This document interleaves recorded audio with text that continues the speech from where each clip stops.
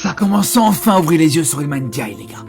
Ça fait 2 saisons qu'on voit que le mec il est au-dessus du lot, que il a sa place dans un plus grand club. Et t'as enfin les grands clubs de Première Ligue qui s'intéressent à lui.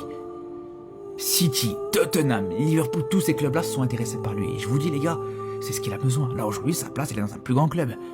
Sa place elle est dans un top club de Première Ligue, un top club européen. Et je vous le dis très sérieusement les gars, il a sa place dans pratiquement tous les clubs du monde. Tous les clubs européens, il pourrait avoir sa place. C'est un joueur qui a énormément de qualité, qui est très complet, qui est très physique, qui est très technique, qui a une intelligence de jeu qui est de plus en plus intéressante, qui a de plus en plus d'efficacité aussi. Alors t'as plusieurs possibilités. Tottenham, on va pas se mentir les gars, franchement ça serait juste un bourbier. On sait bien à quel point Tottenham, c'est toujours un peu risqué. C'est un club qui est un petit peu instable, comme United d'ailleurs.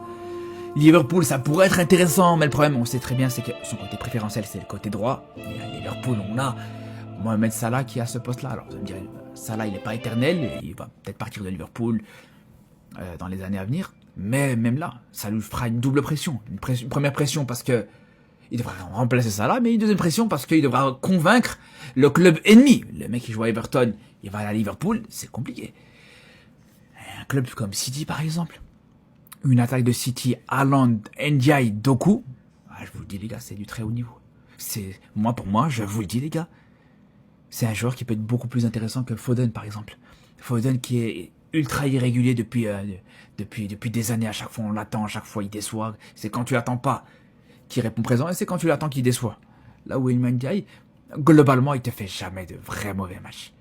Et pourtant les gars, voilà, il joue à Everton, faut prendre aussi en compte le fait que il est moins bien entouré que des joueurs comme Foden par exemple, qui t'a mis un doublé aujourd'hui contre Leeds.